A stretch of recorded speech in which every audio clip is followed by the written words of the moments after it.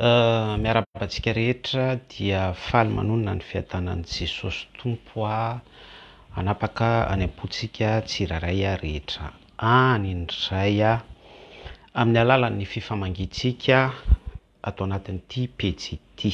Ny lohahevitra izay hodiniantsika androany zany dia hoe mbola miteny mivantana amintsika ve Andriamanitra tsy toa. Zay no zavatra hojerentsika androany. Averiko indray hoe ny lohahevitra hitondrantsika fizarana sy fandinihana ara-tsoratra masina tsotsotra an'io dia ny hoe mbola miresaka mivantana amintsika ve Andriamanitra tsy toa. Tsoatranao Jesosy fa ny fitiavanao no mbola midika fa afaka mifampita sy mifanafatrafatra ao anatin'ny firalahiana sy ao anatin'ny faribolan'ny fitiavanao izahay. Misaotrany amin'ny famindraponao misaotrany amin'ny tombonandro izay tsy mitsahatra fa mbola ampisitrahanao anay. Taio manokana ny teny taio ihany koa ny tambazotra. Taio ny toe-ponay tsiraray avy indrindra mba hisokatra tanteraka hianjaanja eo anatrehan'ny herin'ny filazantsara ahafahan'ny fanasitrananao manapaka any anatinay anananay fiainam-baovao fitsanganana maty ahafahanay miaiky fa tsy misy afa-tsy ao aminao ihany no lalatokana ahafahanay manombo ny fahotanay. Ny aja sy ny dera dia andraitsy to ny anaran'i Jesosy Kristy no entinay miproklame ny tenim-pahasoavana rehetra izay eo ambanin'ny famindrapona ao hatrany. Alleluia. Amen. Eny tokoa ary tompoko hoy isika hoe fa maninona no tsy mandre feo an'Andriamanitra itsony izao zanak'olombelona izao taranaka izao.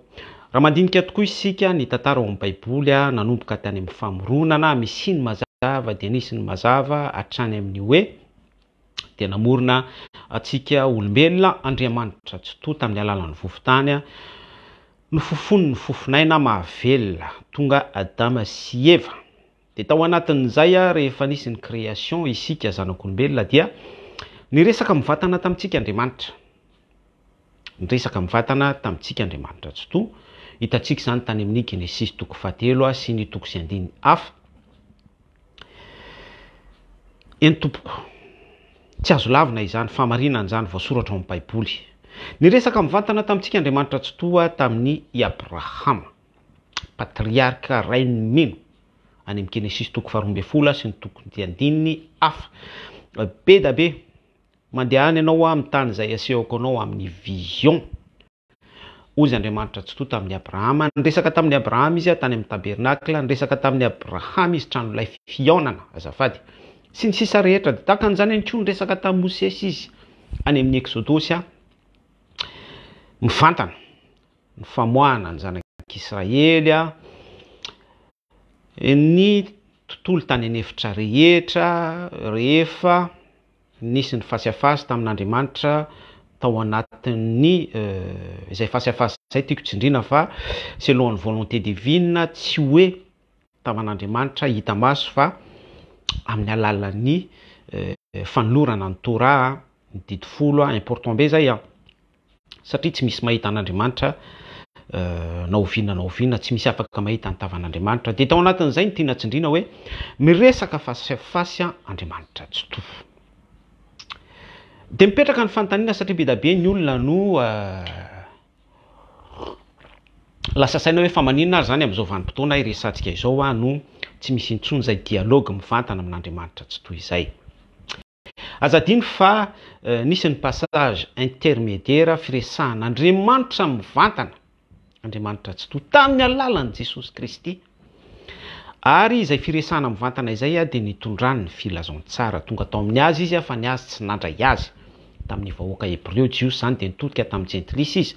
Tao anatin'ny faminanian'Andriamanitra ihany koa izay fantanterahany fahamarinana mba ahafahan'izao tontolo izao ny hafa firenena ny fokom-pirenena maro be isan-karazany mandray ny filazantsara. Amen. Tsara Jesosy. Dia toy ny hoe namafisin'Andriamanitra ny toe-pon'ny vahoaka Hebreo tahaka ny nanamafisanaandriamanitra tsy to ny toe-pon'ny Farao tamin'izany vanim-potoana zany mba hisiny hoe échappatoire ho an'ny vahoaka Hebreo dia tahaka an'izay kisary zay ihany zay le hoe tsy misy zava-baovao ety ambonin'ny tany ao anatin'ny fahendren'Andriamanitra sy ny intelligence divine n'Andriamanitra tsy toa ao amin'ny tenany zay tsy afaka takaritsika sy tsy afaka hieritreretintsika fa Andriamanitra irery ihany no manana ny sekreny amin'izay ho fantanterahany vision dia miasa sy miodina izay fomba fiasan'Andriamanitra izay manamarina ihany koa ny teniny arak'ilay no citentsika teo hoe tsy misy zava-baovao ety ambonin'ny tany ao anatin'ny hoe fetra fahatakaratsika ny soratra masina izany dia nietsika Andriamanitra tsy toy ny teny mivantana tamin'ny alalan'i Jesosy Kristy ary isan'ny pasazy tena tiako tsindriana hoe Apokalipsy 2:2 Apokalipsy 2:3 namafisin'i Jesosy Kristy any amin'ny filazon-tsara araka ny Matthieu 2:1 sy 7:10 ny Marka 2:4 ny Luka 2:9 sy ny sisa rehetra hoe izay manantsofina entina miaino ozy Jesosy Kristy aoka izy ahiano izay lazainy fanahy amin'ny fiangonana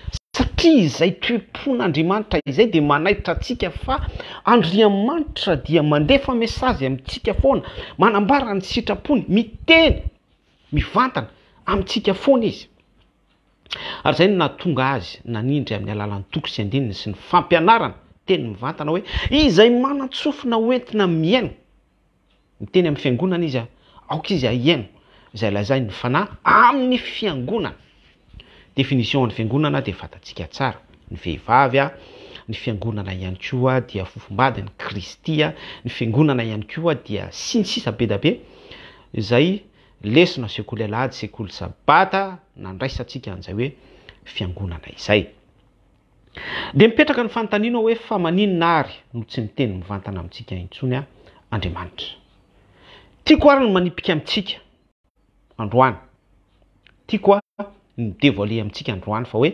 Andriamanitra dia tena mbola miteny mivantana amintsika izy fa ny zavatra misy dia izao araka ny voasoratra any amin'ny asan'ny apôstôly 7:20 7:20 sy ny Matthieu 7:17 5:15 dia hoe efa adala ny fony zao tontolo zao efa ladalovana ny sofiny eo lay problème ity zao tontolo zao ity taranaka ity izasy anao dia mifikitra fahadalana mifikitra fahaltona mifikitra fahavetavetana izay lay ennemi an'ity fitenenan'Andriamanitra mivantana amintsika zanak'olombelona ity rehefa nanota i Adama sy Eva tao amin'ny sahanedena dia voaroka ny zanak'olombelona ny atsinanana ny lelatsabatra mihemihemy nampisaraka atsika tamin'ny sahanedena nambena ny anjely kerobima ary impénétrable izay dimensionna izay inona ny tinambara ny tinambara dia hoe de plus en plus zao taranaka izao mitazona fahotana mitazona fahavetavetana mitazona nio ambaran'ny asan'ny apôstôly 7:20 sy ny Matthieu 7:17 no diktentsika teo io ny hoe zavatra rehetra zay mahatonga ny sofintsika ho lalodalovana mahatonga ny sofintsika ho tapina mahatonga ny fony zao tontolo zao ho adala any aparany any ny olona ho ditena ho tivola ho tsy mpanaja izay masina ho mpandoka tena sy ny sisa rehetra zay toetra rehetra abominable manohitra ny sitrapon'Andriamanitra de plus en plus isika mifikitra an'izay dia lalodalovana ny sofintsika tapina ny sofintsika tsy afaka mandre ny feon'Andriamanitra isika ora nefa Andriamanitra dia manosika atsika amin'ny lalana hoe tokony hivoatra isika miala amin'izay toe-po adala fo izao tontolo zao izay miala amin'izay dimensionna hoe sofina mitapina izay dia mifindra amin'ny etapo hoe voamboatra fiangonana dia manomboka eo isika afaka mandre ny feon'Andriamanitra arak'ilay fampianaran'i Jesosy Kristy Apokalipsy 2:2 Apokalipsy 2:7 sy ny filazon-tsara izay no tanisaintsika teo dia ny hoe izay manantsofina hoentina miaino aoka izy ahiaino izay lazain'ny fanahy amin'ny fiangonana. Ny fiangonana izay voamboatra sy fiangonana izay restauré, izany hoe voalevina ny fahotantsika, delogia ao anatintsika isatana, ny fanahy ratsy rehetra, ny toetra rehetra izay tsy araka ny sitrapon'Andriamanitra dia voamboatra isika après ny fibebahana dia restauré, voaorina eo ambonin'ny vatolampy Jesosy Kristy, ilay témoignagen'ny Pera any amin'ny filazantsara araka ny Matthieu. Eto ambonin'ity vatolampy ity no aoriko ny fiangonako. Dia miaraka amin'izay tsika misy loha Jesosy Kristy, misy sofina, misy maso, misy tongotra, misy tanana, misy vava, sofina afaka mandre ny feo an'Andriamanitra tsy to. Apokalipsy 2:2, Apokalipsy 2:7. Na dia misy tsinony ara. Amen. Rehefa fiangonana isika, satria zadino fa raha miresaka Apokalipsy 2:2 sy Apokalipsy 2:7 isika dia manambara ny 7 églises izay naorin'i Paoly tany Asie Mineure. Na dia hoe nisy fay sy défaillance, nisy fahalemena ara, dia mbola nitsindrin'Andriamanitra hoe izay manatsofina hoentina miaino tamin'ireo fiangonana fito ireo. Ny dikan'izay dia hoe malgré hoe fiangonana isika misy faiblesse fa ao anatin'ny antsoina hoe restauration, eo ny sofintsika, eo ny tanantsika, dia manaitra antsika foana Andriamanitra hoe izay manatsofina hoentina miaino. Izany hoe ilay sofintsika dia mila misokatra satria isika dia fiangonana fa tsy vatana izao tontolo izao arak'ilay asan'ny apôstôly 7:20 sy Matthieu 7:10. Novakitsika. Ny zavatra misy riavana dia mifikitra izao tontolo izao, izao taranaka izao, mifikitra izao tontolo izao. Eny fa na dia ny mpino any anatin'ny fiangonana, ireo manana endrika religieux, ireo manana endrika fanatisme, ireo olona izay mandeha amin'ny fahajambana tsy amin'ny fahitana. Ora nefa ny Baiboly nampianatritsika hoe finoana no andehanantsika fa tsy fahitana. Amen. Dia ny zavatra mampalahelo dia mifikitra izao tontolo izao ny taranaka misy. Dia inona le hoe izao tontolo izao? Dia tsy inona fa itony support numérique, Facebook itony izay tsy mampiseho rara be hoe mampiseho filazantsara tahaka ny zavatra zaraintsika isan'andro isan'ora eto, fa ny zavatra poussen'ny algorithme ho amin'ny faratampony sy ny farany ambony dia ny resaka séduction amin'ny alalan'ny filana, resaka sexe izany, ny resaka herisetra, violence, ny resaka zavatra tsy manjary sy tsy araka ny sitrapon'Andriamanitra rehetra izao, dia ireny no misonga sy miakatra ambony. Dia ilay olona moa tsy restauré, ilay mpino tsy restauré, ilay vahoaka izao taranaka izao tsy restauré ao amin'ny filazantsara fiangonana. Efesiana 2:5 manambara ny Kristy Jesosy sy ny fiangonana. Épouse, fanambadiana, sacré ao amin'ny tontolon'ny filazantsara. Dia tsy restauré amin'izay izao taranaka izao dia lasa consommateur, consommatrice, mpihinana sy mpisitraka ny zavatra no resahantsika vitsivitsy teo, fisolokina, famoahana volamena, ny blague salé, ny resaka sexe, ny resaka violence, ny zavatra be da be ohatr'izany izay tsy minorira ny esprit fiangonana fa minorira vatana, mamoky vatana izao tontolo izao. Dia lasa fahavalo n'ity sujet resahantsika ity hoe séparé tanteraka, tsy afaka mandre ny feo an'Andriamanitra mivantana isika. An'ilay olana. Donc zany, tokony misy fifoazam-panahy, tokony misy fahatsapantena mianga avy amin'izao taranaka izao hoe au lieu de mametraka an'izay fanontaniana izay hoe tsy mihaino ny feo an'Andriamanitra, tsy mahahaino ny feo an'Andriamanitra mivantana intsony isika, dia tokony hipetraka ao anatin'ny fisainantsika sy ny fieritreretantsika izany, satria isika dia tsy restauré en tant que hoe fiangonana fa mbola vatana izao tontolo izao, mbola chair, os, nofo. Tsy nandalo Romanina 9:9 nombona atao amin'i Jesosy Kristy ny fahotako sy ny fahotanao. Zay dia tena passage important ngeza be mihitsy izay, ary mila toheritsika izay, mila consciente amin'izay isika hoe aza manome fitoerana ho an'ny devoly, tsy manome fitoerana ho an'ny resaka intelligence artificielle, ho an'ny resaka support numérique tahaka itony hoe YouTube, ny TikTok, ny Snapchat, ny intelligence artificielle sy ny virtuelle rehetra izay mitondra amin'ny fahavetavetana.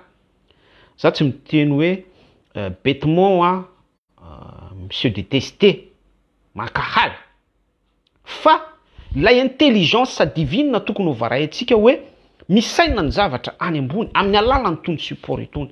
Zany hoe tsy manome toerana, zay hoe aza manome fitoerana ho an'ny devoly, toerany devoly fa avalinareo dia andositra anareo izy. Amin'izay fotoana izay dia tsy manome fitoerana ny sexe, ny violence, ny zavatra be da be la ny saitsika teo any amparany any ny olona ho tia tena, ho tia vola, ho mpandoka tena, tsy manome fitoerana followers, tsy manome fitoerana ny resaka séduction, ny télé-réalité, ny resaka influence makafana. Zany mantsy dia mikorina be mihitsy amin'ny alalany tony support itony, ny resaka buzz, satria te hodokafana, te ho indraindraina, te ho zahozahona. Zany daholo zany l'objectifan'ny olona, zany no buten'ny olona. Raha manao asa soa izy de zany ny buteny, raha miteny tahaka an'izao itenenantsika izao izy de izany ny buteny, mitady followers, mitady j'aime, mitady sitraka amin'olona. Nefa ny révélation an'i Jesosy Kristy tamin'i Paoly dia mazava tsara mihitsy hoe raha mbola mila sitraka amin'olona dia tsy mpanompon'i Kristy sy ny sisa rehetra, fa izany zavatra izany izay no tanisaitsika teo dia sakana sy facteur mahatonga an'Andriamanitra tsy miteny amintsika.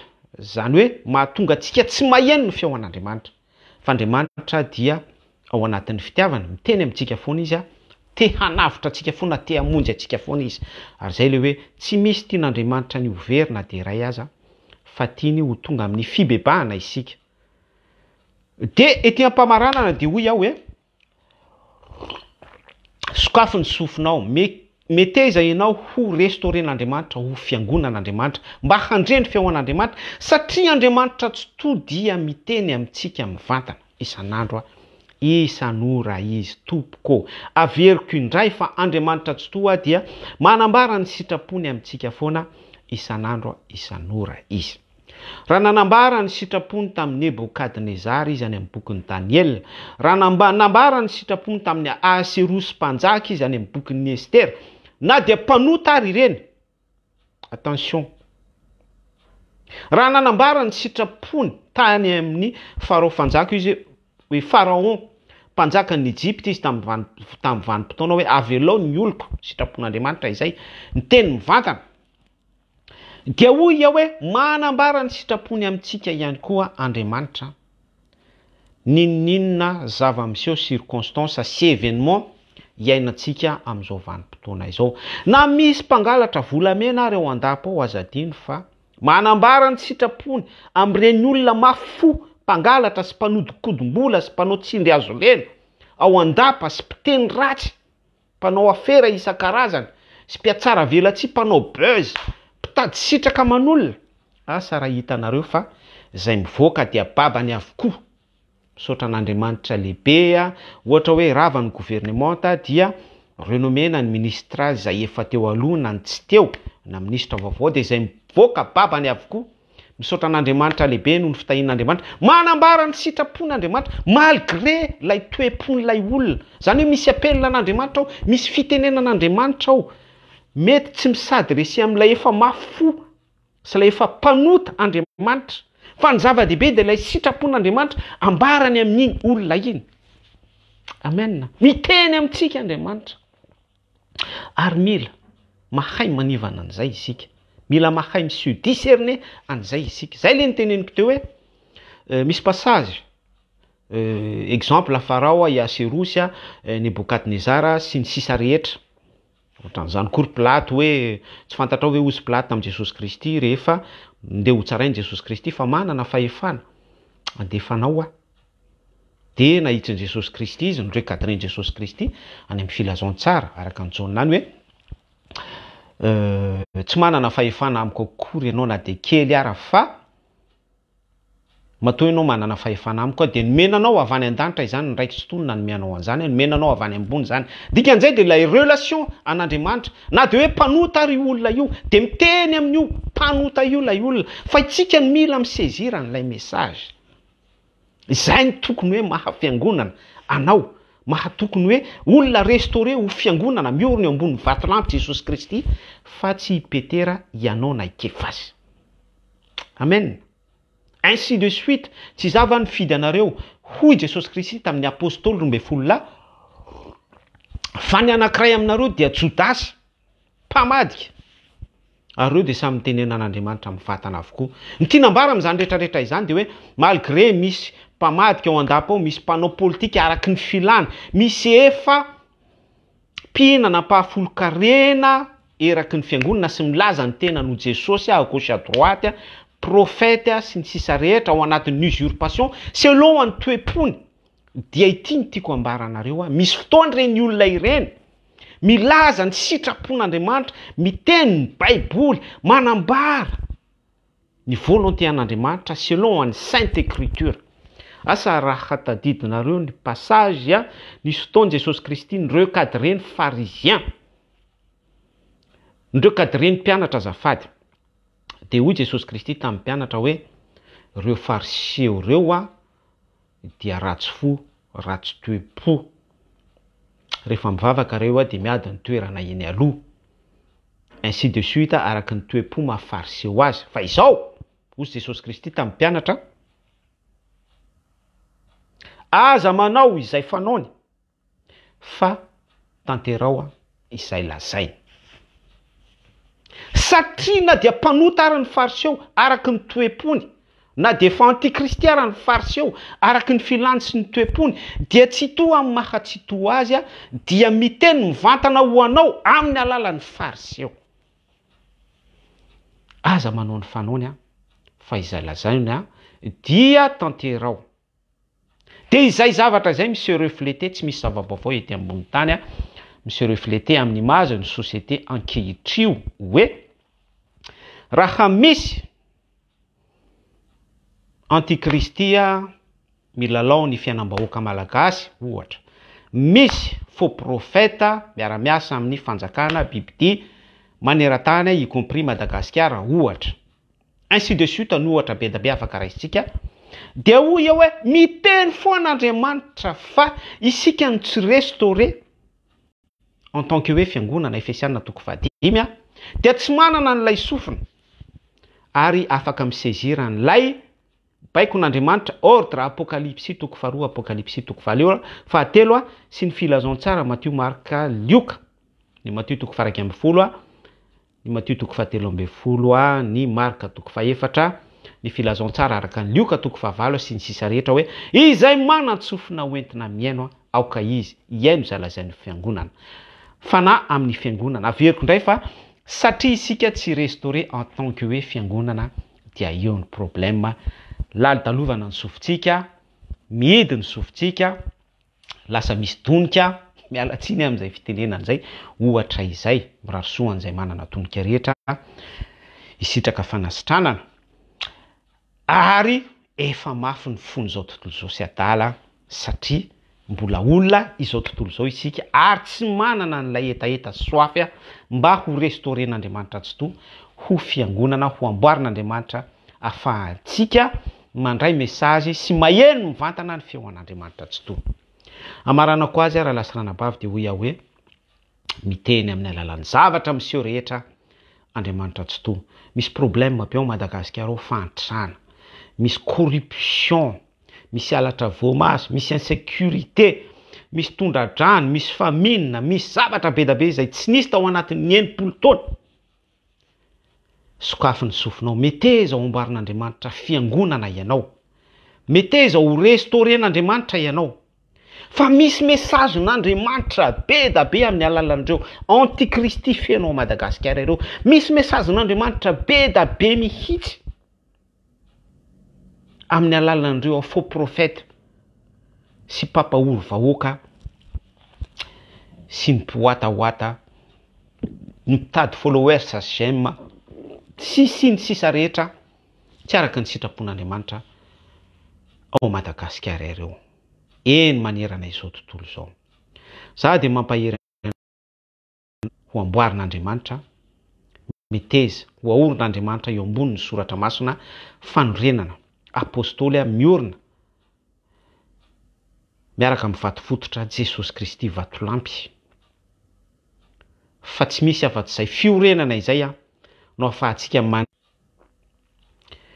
tsy misy afa-tsy izay fiorenam-baovao izay indray fanorenam-baovao amin'ny Jesosy Kristy izay no ahafahantsika mandray ny esprit de discernement, ahafahantsika mandre mivantana ny feo an'Andriamanitra tsy to amin'ny alalan'ny événement isan-karazany.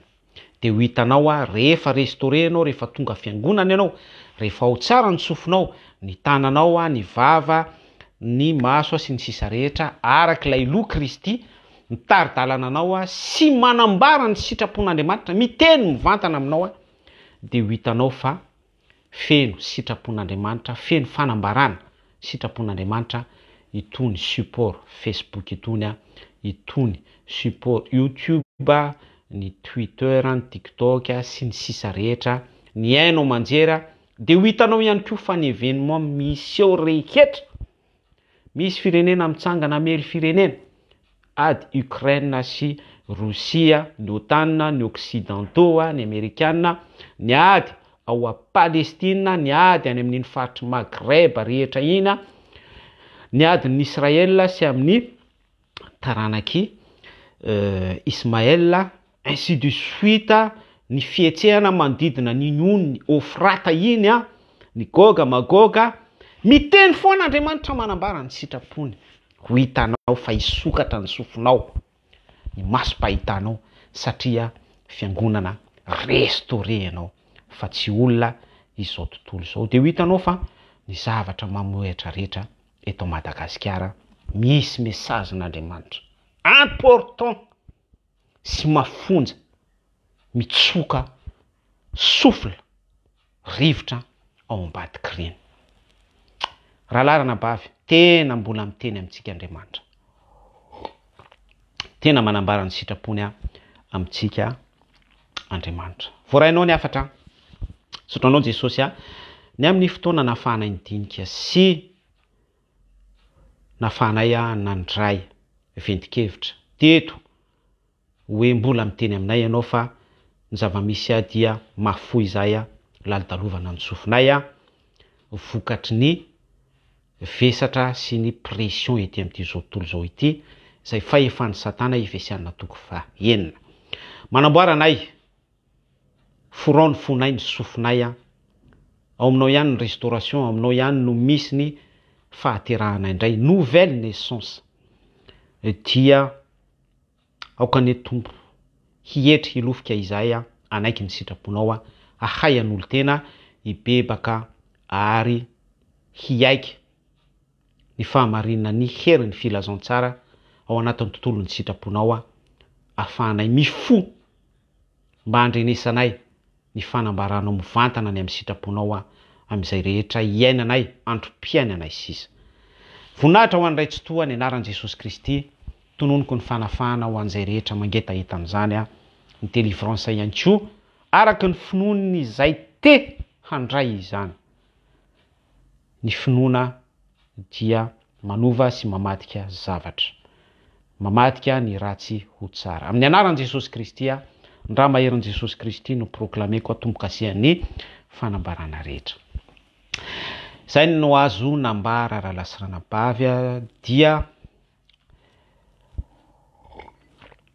averiko ambara amintsika hoe tena mbola miteny amintsika mivantana Andriamanitra. Izay manan-tsofina hoentina miaino aokizy iaino izay lazainy fanahy amin'ny fiangonana. Mandalo zao fiainana zao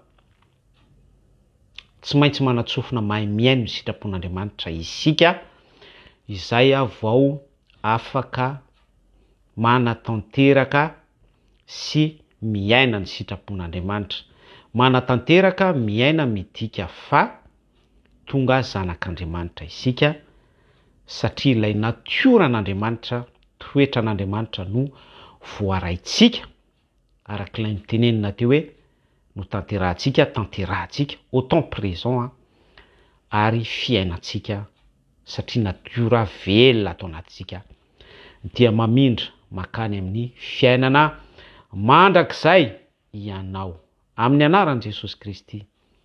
Amen. Brasoa, tahin Jesosy mamirapiratra